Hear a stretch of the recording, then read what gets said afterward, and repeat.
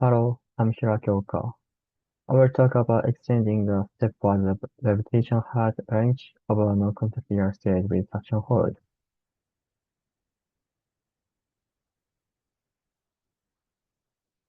I will start with the introduction. Incompressible floors, a low rate number are common in our surroundings. Analytical solutions have often been obtained for such low rate number floors. Similar conditions arise widely around everyday environments and transport vehicles and inside fluid machinery.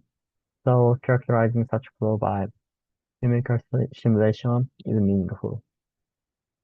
As an engineering application of low-energy number flow, non-contact air stage equipped with suction hoods have recently attracted attention. These devices use airflow to regulate inferior materials for contactless gripping and conveyance, and the retention height response is inherently unsteady. The unsteadiness of levitation height, especially specifically the transient response and its characteristic time scale during conveyance after a step change, remains to be clarified. If the time history of kinetic energy can be approximated using evolution equation, yielding a positive time scale for convergence after a step change, that would be highly useful. Simulations also allow us to explore levitation height conditions that are difficult to realize experimentally, enabling larger step changes and the possibility of new insights. This study aims to extend prior work on the step change problem for the levitation height in the non-contact air stage with suction holes. We enlarge the range of step magnitude and uh, systematically examine the trend in the spontaneous response of the internal flow field. As shown schematically in figures of previous work, supply holes and suction holes are arranged alternately and uniformly, yielding an expected flow symmetry. We therefore analyze the smallest repeating unit, one supply hole at the center, with the four suction holes at the corners, using a periodic boundary condition.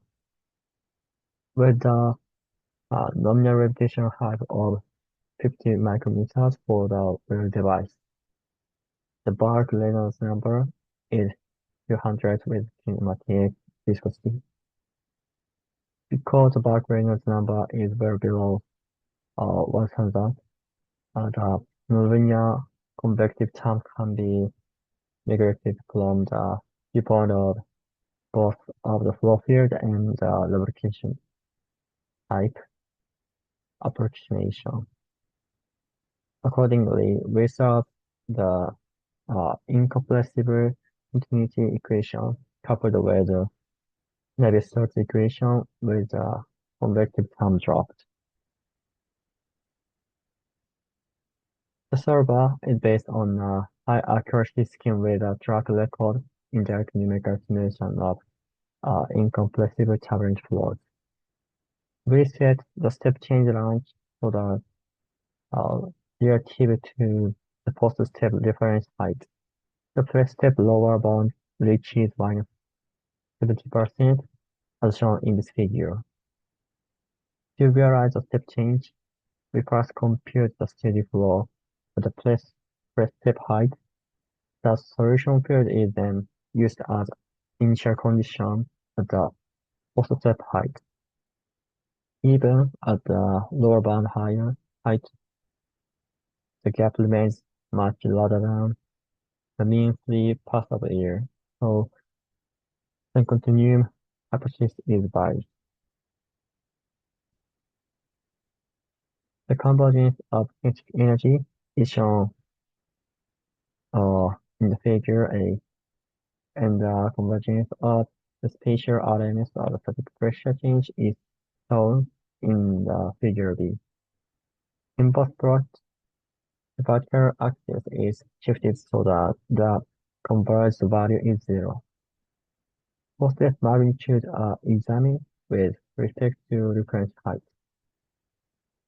Uh, the abscissa is non-dimensional time on a logarithmic scale. For both quantities, smaller step magnitude yields smaller initial value. Moreover, kinetic energy takes longer to converge the spatial limits of the pressure change.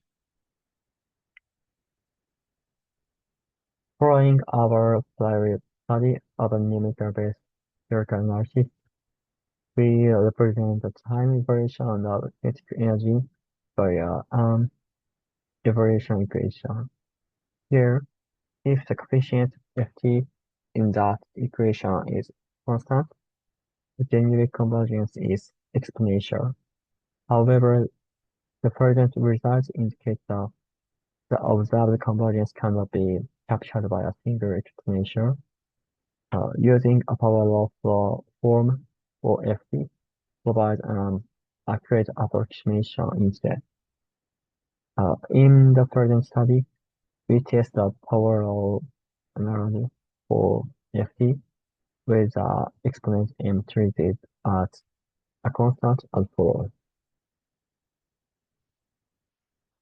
We approximate Ft by fitting it to the numerical result. Figure A and B correspond to cases where the first step height is 50% and 50% of the total step height respectively. The black solid line uh, denotes the numerical solution, and the blue dashed line the physics function Ft. The power law form reproduces the numerical data well across the extended conditions.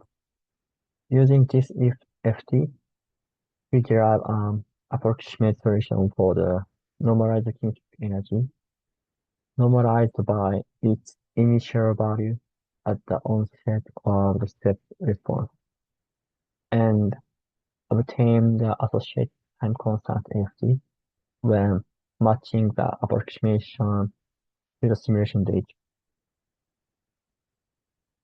We next test whether the normalized energy function derived from the power law Ft remains valid for larger step magnitude. Plotting the normalized kinetic energy shows that the derived function agree well with the simulation.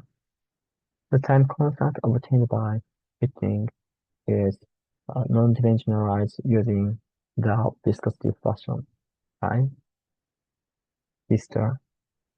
Although the non-dimensional how over distal varies with the step magnitude, it remains essentially the same across various number settings, implying that the fourth step transient of kinetic energy is governed by viscosity definition.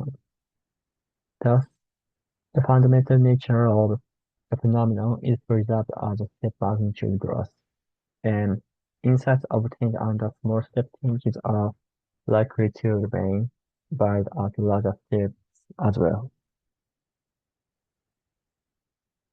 The objective of this work is to investigate the dynamics of the flow inside a non-contact air stage with traction holds under step change in levitation height, extending prior studies to larger step magnitude.